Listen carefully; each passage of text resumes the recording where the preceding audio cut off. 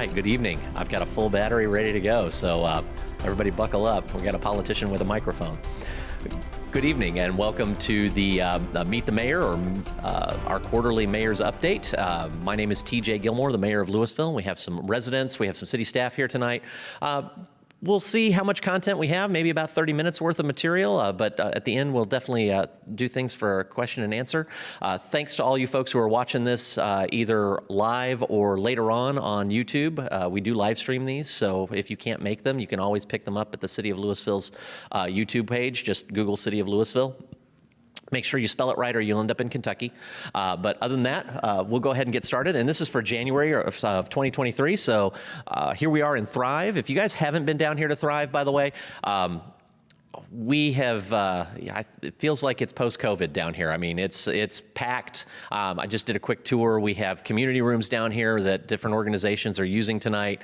It's really great to see the heartbeat of the community in a space like this. So I was really excited and glad that the residents approved the bonds to make this work several years ago. So it's a pretty amazing facility, and we get tours in here regularly from other folks trying to figure out how they can provide this kind of a resource to the community. So come on down if you haven't and get a tour. It's awesome.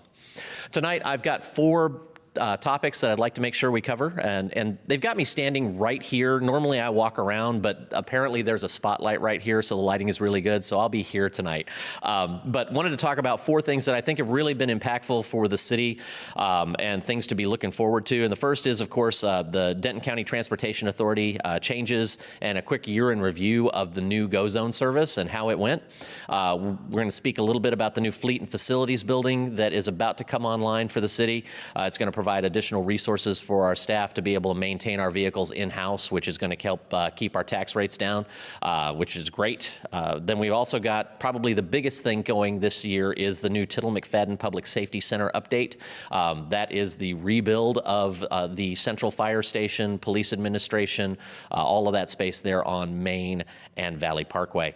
And then the last one I'd like to talk with you all about is Serve Lewisville and what progress is going on. We'll give you an update on that. So we'll go ahead and get started. We'll just jump right into DCTA.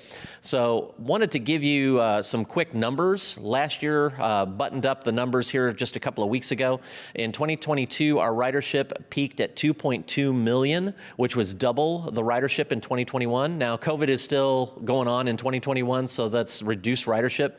But of the transit agencies in the country, the average recovery to pre-COVID levels is 70%. Denton County Transportation is at about 110% of our 2019 or pre-COVID numbers. So we've had tremendous success in regaining ridership. The biggest driver of that has been the addition of Go Zone. And so for those of you watching who maybe are unfamiliar or just need a quick primer on Go Zone is a ride share type of tool instead of using a fixed route bus. So in the city of Lewisville, we had two fixed route buses. At their peak, they moved about 194 people a day, which is about 4,200 rides a month. In the month of December this past year, there were 69,000 rides just in the month of December on Go Zone, give or take 100 or so. Out of that 69,000, between 16 and 17,000 of them were actually in the Lewisville Highland Village zone. So we've effectively quadrupled ridership in 1 year with adding Go Zone and removing the bus service, simply because Go Zone gets people where they need to go. The bus service didn't have the times, didn't have the frequency. Now, are there some challenges we're still working with Go Zone? Absolutely. Ridership demand has been so high that we're trying to add resources, and we're finding that there's certain times of day where you have to wait a little extra to be able to utilize those vehicles. But growth is a really great thing to have to manage. I'd much rather that than trying to figure out why people aren't using the service. So we're pretty excited about that. Of course, system-wide, 620,000 trips for Go Zone. And there's those numbers that we talked about as far as the monthly. And December was a peak month. Usually December for our system is a low month simply because a lot of the folks that are at UNT are not in town. A lot of the folks that are working or having vacations if they're using transit, or they're just not out and about using transit the same ways in December because of the holidays.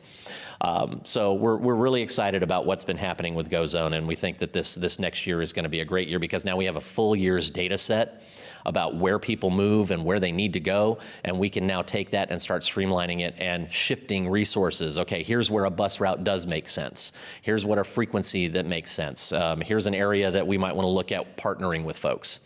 Now, part of that DCTA, and just so y'all know, I do serve on the board of directors for DCTA, which is why this is kind of near and dear to my heart. I've been involved since 2018 with a restructure of the entity until what we have today. Let me mute my phone while we're doing that. So. Because that thing tends to blow up every once in a while. But a couple of big changes is that we have the chief three, and actually one of them just pulled in. Back at the back of the room here, we have our new CFO, Lewisville resident Sherelle Evans-Jones. She is amazing, and we're really excited to have her on the DCTA team. Of course, we have our new CEO, Paul Christina, and then we just brought our new chief operating officer, Mr. Maurice Bell, who brings a tremendous amount of expertise, especially with bus and bus route services. What we'll be doing this next year is really figuring out, okay, UNT is the bulk of the bus service within our systems. So how do we turn that UNT system into a full system for the city of Denton? It's only a 3-month gap in there when they're down in the summertime. And really, universities aren't down in the summertime anymore. They've got all sorts of stuff going on. So we got to figure out how to make that a stronger relationship all the way across to be able to leverage those resources. But really excited to be working with all three of these great executives.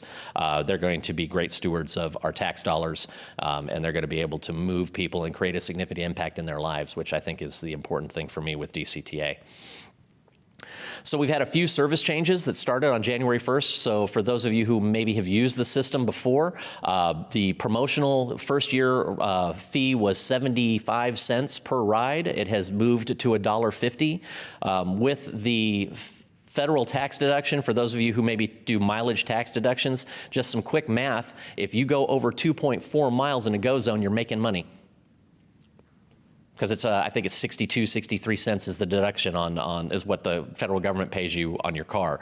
So you actually get out ahead if you're driving a little bit further on a GoZone. When you go up into the Denton area, if you're over 4 miles, then there's an additional 50-cent charge with a cap at $4. But again, that's because of the greater service area that they have to cover. And it also is one of the ways that we're incentivizing folks to use the bus when they can, because there are some great bus routes that we're finding are being a little bit cannibalized. So we're trying to make sure that we use both systems as effectively as possible. We've added more frequency to the bus routes on 3, 6, and 7 to make those more useful. So they're going to be in that 20 and 15-minute time frequency, which anything under 30 minutes is really where you want your bus service to be. This year is also a huge year for the A train. We are doing an enhancement study. So the goal here is to get the A train to match up with DART. So those headways are more frequent so that we don't have those situations where people are kind of sitting there waiting for maybe 30, 40 minutes. But we're also looking at adding Carrollton into the mix. I'm not Carrollton, Corinth, my apologies, other C. But we're looking at adding Corinth into the system, and that, by adding a stop, slows the system down. So what do we have to do to speed it back up with additional rail sidings and those types of things? So it's a big study that we're working on. The Carrollton piece will be the ability to actually get off in downtown Carrollton. That's where the Green Line, the Silver Line all connect. So if you need to go to the airport or downtown, it's a quick way to hop and use the east-west and the north-south all in one stop instead of having to stop a couple of stops ahead of time, go down there, and then make a transfer. So those are the big things. I'm excited about that because it's the first time we really focused on the A train since its inception to say where it resets and where it will provide more value. A-train ridership has actually doubled from last year to this year. I think some of that is because GoZone allows people to go there and get on the train without leaving their car in a public parking lot. That's my intuitive thought. But the great thing about having Go Zone data is I can actually figure that out. So I've got staff looking into how that works. But if you've not used Go Zone or the A-Train or any of our transportation services in Denton County, reach out to me, reach out to DCTA. We'd be happy to show you how to do it. Heck, I'll get on a Go Zone with you. We'll take a trip. So would love to see you out there. Next up, we have our fleet and facilities building, and this picture was just taken, I think, this past week. So it is all done but the signage, basically. There's some furnishings. We still have some supply chain issues that are slowing down the turning up or public use of some of these spaces. This one and Fred Herring are both being impacted by that. So for those of you who don't know, the Fred Herring Rec Center is getting a refit. We're converting some of it to more parks space for parks offices as our staff has grown. But there's still community space in there. But you'll see, new signage outside, new colors, new parking lot. There's new space, but new furnishing there is not. So we're waiting for that to get in. But we're really excited about the fleet and facilities building as well. Here's a couple of internal shots. So as you can see here, this is designed to take care of all but the largest of our equipment. So police vehicles, fire department, public works, all of those tools that we use, that our folks use. We have a pretty significant fleet, both battery and gas powered. We don't have to take all of these vehicles to whatever the latest dealership is or something like that. We can actually take care of them here. And we've done this in-house. We found that going out of the city has not been as cost effective for us as having it in-house. What we did also find, and one of the impetuses for building this, is that our current repair facility actually is outdoors. It's covered, but it's outdoors. And so that creates some challenges for our mechanics and having a quality place to work. So it sometimes can be difficult to recruit folks for that position.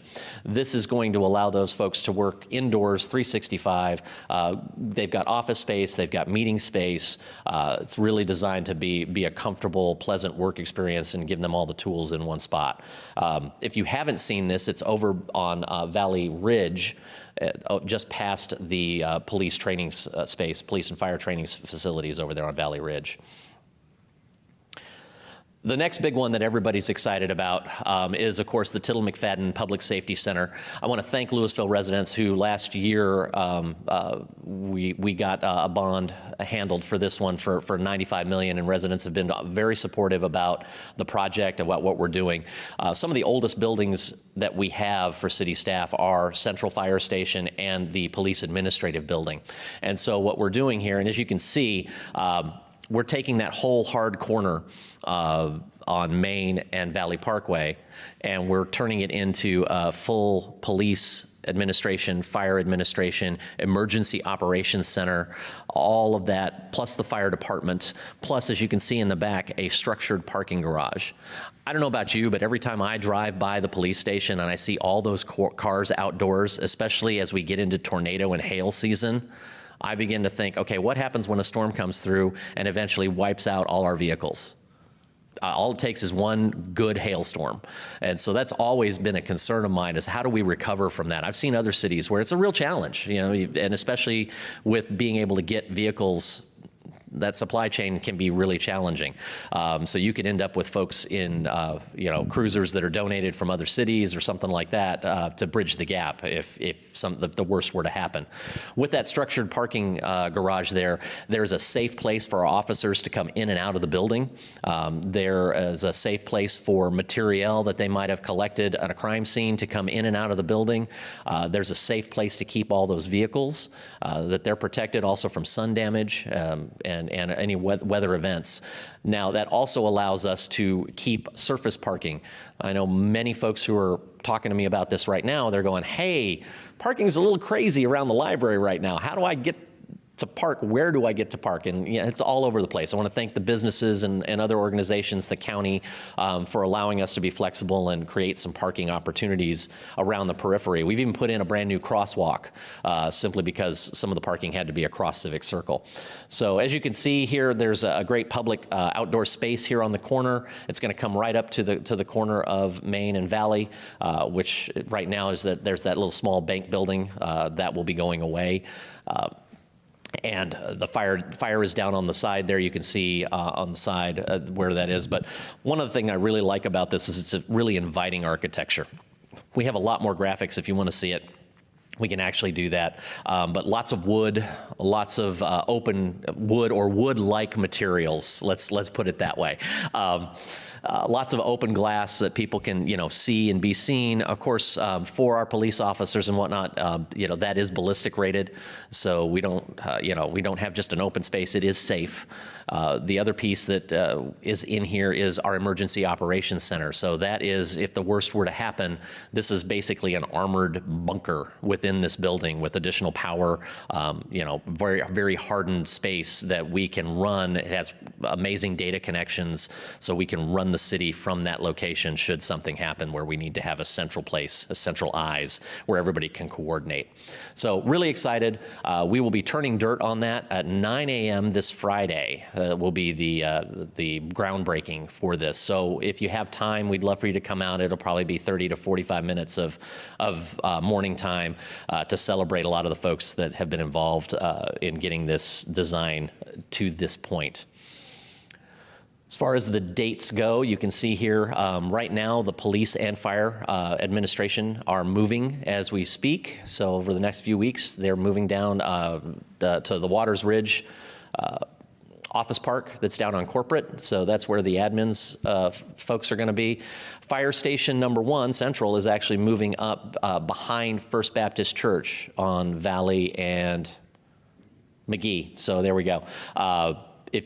If you know anybody at First Baptist, please thank them. They've been very gracious. They've been very flexible. They're working with the city to use some of their excess space. I know they have expansion plans, but they're allowing us to put a temporary facility there. When you get a chance, go drive by. It's kind of neat how they're doing that. So it's got a big fabric type of structure for the vehicles, and then there's a prefab office pod thing that's up there that the station will actually operate out of. And I'm sure if you're in the neighborhood, you'll smell barbecue quite often because those guys like to grill. We expect our final budget amendments to happen in March of 2023. So we do this in sections, and that's what is allowing us to mitigate some of the inflation that we're dealing with for construction. So this should be our final chunk of money to let us know what all we can do, because as we built this, we have a design with all the bells and whistles that we want, and then, if inflation takes too big a bite, we can back off of some of those things and put them in a phase 2, or they're a nice to have, not a have to have. Construction looks to be completed in the third quarter of 2024, and the grand opening will be in the fourth quarter of 2024.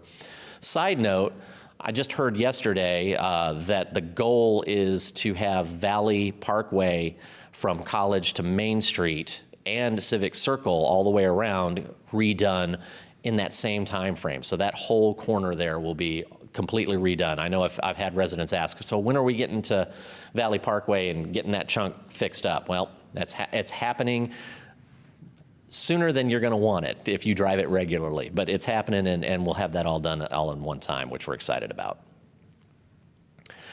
For those of you who maybe follow the social service agencies and some of the tools that we have within Lewisville, one of the challenges that we have with our social services community, United Way and all those ancillary agencies, MHMR, PD Place, those types of folks, they have to pick a place to be home, right? They need an office, someplace where folks who need help can get to.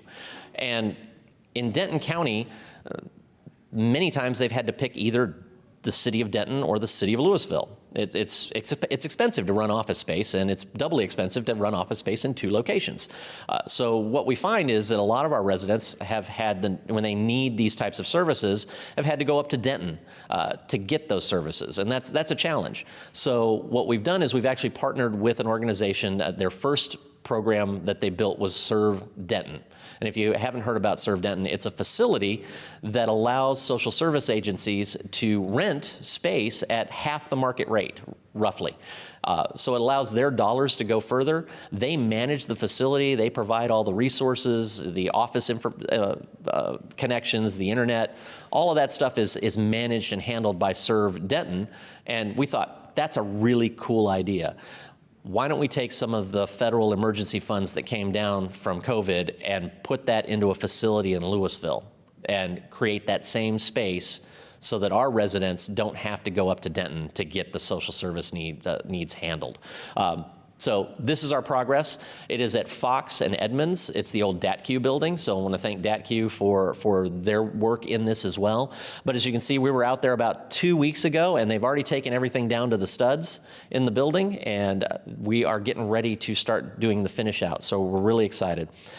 The demolition were completed in December. We look to have February with construction beginning and a June opening date. So really fast turnaround, 6 months to get that facility refurbished.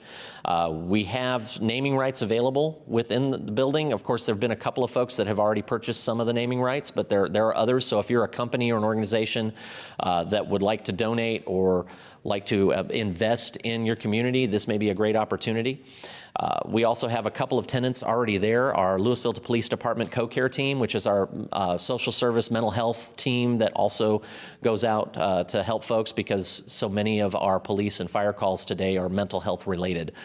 We've decided to get ahead of that curve and provide those resources as opposed to trying to get a police officer who, they're great, they're awesome, but we expect so much of these guys, right? We expect them to raise kids and deal with mental health and be protectors and fix your tire and all this other stuff. And sometimes we just need to back off and say, hey, what other resources can we give to divert people who are having a mental health issue and to not have to engage with the judicial system?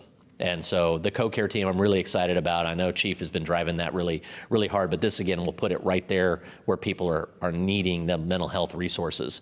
Boys and Girls Club is coming back to Denton County, so we're really excited about them having a presence here. So if you have ever encountered or dealt with the Boys and Girls Club or you'd like to volunteer, they're getting ready to ramp up. So absolutely reach out and we'll get you more. But yeah, we'll have a lot more folks that are going to be signing on to participate within this facility this next year. So really excited about Serve Lewisville. I think it's going to be, again, one of those things that when those of us who are on city council and city staff can look back and say, hey, we made a difference in the community. We made a difference in people's lives because we were able to get them resources that they needed where they needed them. And that is the vast majority of what I had to bring to the table today. So we're about 8 minutes away from our half-hour mark. Here I am trying to move away from the light. But anyhow, I'd be more than happy if you have questions or comments or concerns on anything, whether it's on the slide deck or not. We actually have both of our chiefs, our fire and police chief here tonight. We have our city manager, Claire, is back here as well. She's got a name tag on in case you haven't recognized her. And of course, any complaints, please send them to Councilmember Brandon Jones or Patrick Kelly, who are also both here. So appreciate you guys for your support. Questions? And if you could use the microphone because we are doing the streaming thing so people can hear it. I didn't realize that someone from the police department would be here, but I've lived all over the country and have never had a community resource officer. And Officer Flores was just such a help for, non-emergent problems in our neighborhood. So it was good to have his name and his number as a resource. That's great. Also, we do a lot downtown. We like going to Old Town for the concerts and First Fridays and things like that. But I'm worried about parking with all the apartment buildings being built in that area. Sure. It was always, difficult to park, but when I see these hundreds of apartments going in, I'm just wondering, is there going to be a place for us to park? Yeah, that's definitely a question. Well, I got the volume going. That's definitely a question as people are down in that area. Do you mind if I pick this question off? Because I know you've got a few more, but can I answer this one and then we'll go through the others? I love that you're prepared, by the way. Thank you so much. If you look at the 6-story building that's right there on the corner of Main and Mill, there's actually a parking structure embedded in it. And I want to say it's 70, how many spots? I forget. I don't have them off the top of my head, but a good 70 or so spots are actually public parking. So it's designed to account for not only the parking of the residents in there, but additional parking for the public in Old Town. So we heard you. Our businesses have told us. We absolutely understand that parking can get tight. I will tell you that I think the biggest challenge we have in Old Town is that while we do have a lot of parking, it's just not in a lot.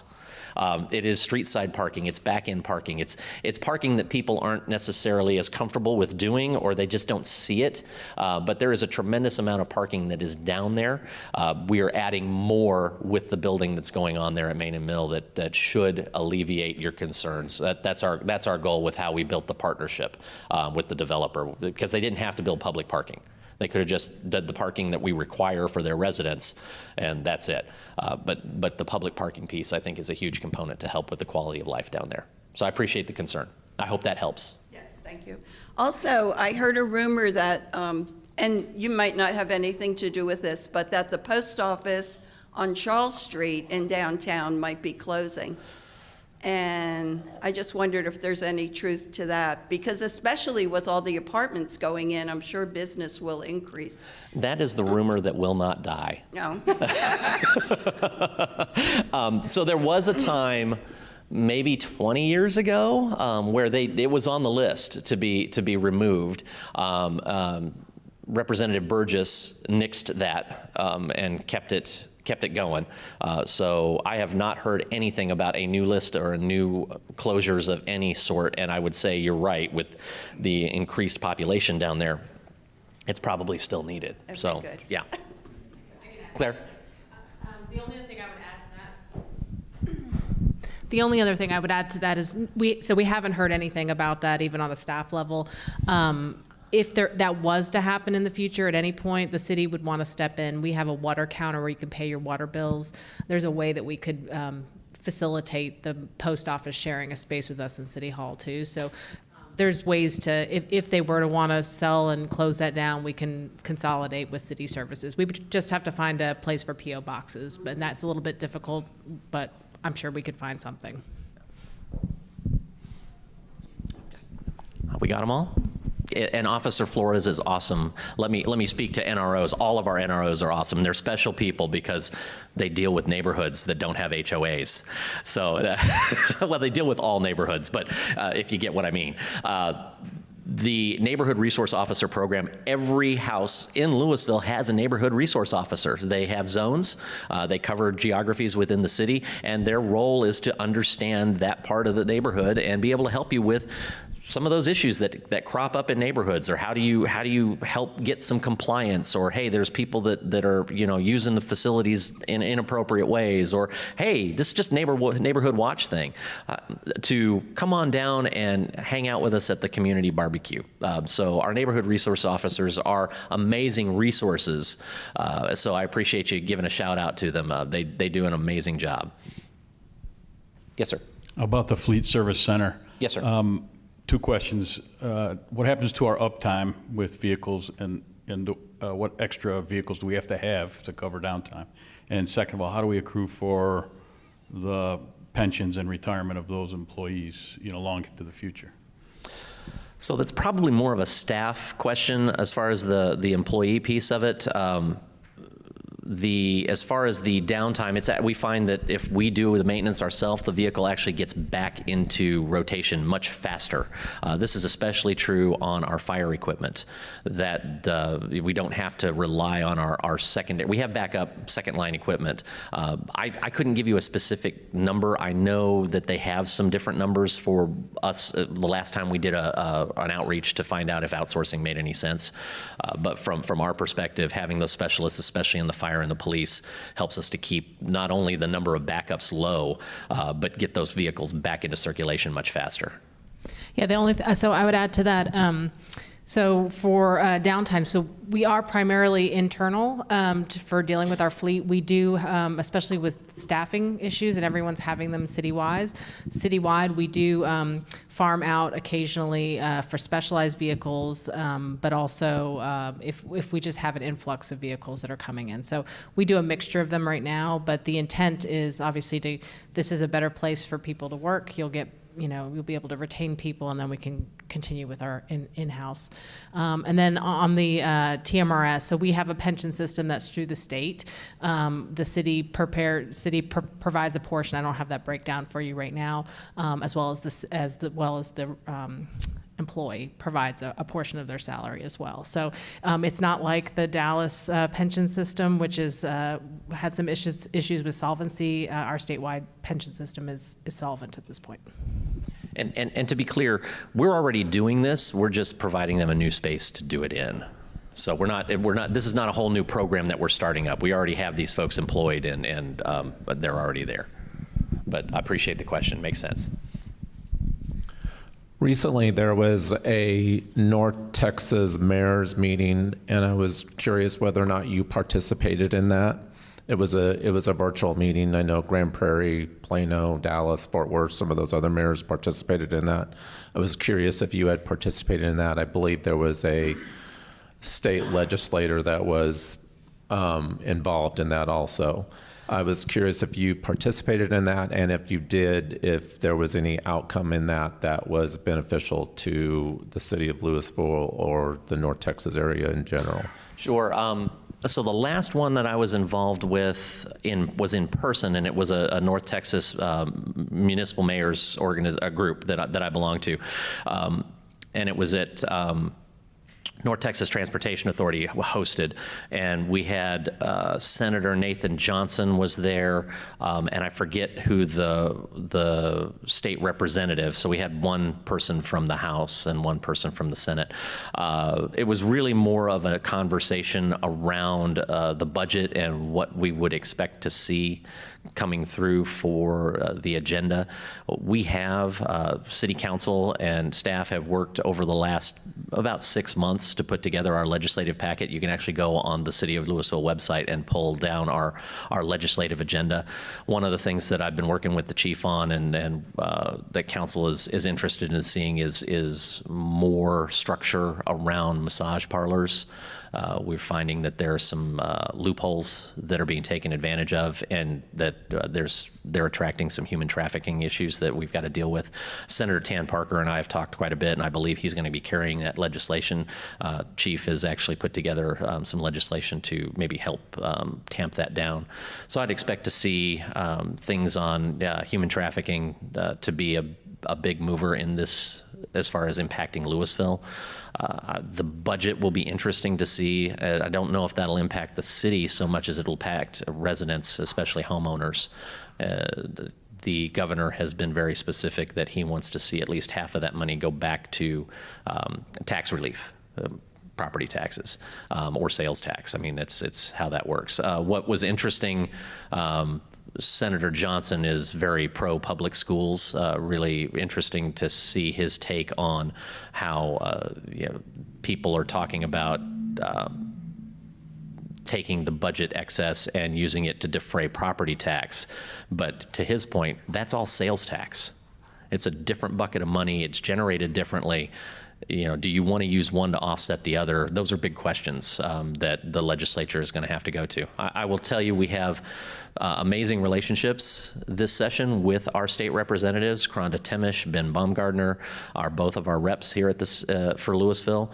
We also have two senators this time around, Drew Springer and Tan Parker. So I was just down there for the swearing in on the 10th and spent time with all of them, talking to them about our agenda. So I think, if we can get anything through, I think this is a really good session for us. We do have some relatively new state representatives, but I've known Kronda for years, and she's hitting the ground running. She's carrying some water for us. So I never want to be too hopeful about the state. They sometimes can be a real challenge. I don't know why they sometimes seem to perceive cities as an adversary as opposed to the driver of the Texas miracle. And when you talk about low touch, low impact, pro business, pro-public safety, it's your cities that are driving that. The state doesn't do that. The state does other things, and that's why we have separations of powers. So we try and keep in our lane, and hopefully that they can stay in theirs. I don't know if that helps, but that's kind of yes. And then you kind of answered my other part of the question: is the huge surplus of money that the state now has is the city lobbying the state to get some of that money back into the city of Lewisville via whether it's property tax relief, whether it's services for the citizens, whether it's infrastructure, whatever it may be, even schools, is is the city working with legislators to kind of get that? And it kind of sounds like you guys are in communication with We them to do absolutely that are. already. I think one of the biggest drivers is mental health services in the state of Texas. We're seeing how that just snowballs all the way around. So if I had my druthers, and again, I'm speaking for TJ personally, we have a council, everything that the city is doing that I absolutely support. But for me personally, I think mental health services is a big deficit in the state of Texas, and we need to get that figured out. We have some legislation talking about, hey, TxDOT, would you consider using some of those road funds for public transportation? TxDOT is they are on the record saying building more lane miles of roads is not going to help the growth of the state. Making freeways wider doesn't help alleviate traffic. There's all sorts of studies about it. It sounds counterintuitive, but it's absolutely true. You actually create what's called induced demand. If you've got big empty roads, more and more people use them. It's as simple as that. Until it gets to a point where they can't deal with the commute times. And people are pretty resilient. I'm seeing Texans handle 2-hour commutes on both ends. That's nuts. But that's the reality of it. So I don't expect to see much change because TxDOT is a big inertia entity. But if we can at least start the conversation about what could we do besides build lane miles to move people. We still have to move people, but how do we do it in a smart way? So that'll be an interesting conversation. This will be a little different than what we've normally talked about. Yes, absolutely, being able to help property owners to handle the tax burden, I think, is absolutely a fair thing to be doing from the state level. I mean, they've got a huge surplus. They got to figure out how to give that. That's our money. It's not the state's money. It's not the city's money. It's our money. It's my money. It comes out of my pocket. And I think everybody, regardless of their political stripe, on April 15th, nobody wants to pay all that money. So there's some things we have to do to mitigate that. So it's broad, but we have some real specifics on the city website. And if you got questions about that, we'd love to get your feedback. Other questions? Well, awesome. Well, for those of you who are in the YouTube world, we're going to go ahead and sign off. But I thank you guys for watching. And if you're watching this sometime later down the road and the data has changed, just let us know. We'll figure it out. But appreciate y'all. Thank you so much for being there in the virtual world. And we're going to close this out. Have a good night.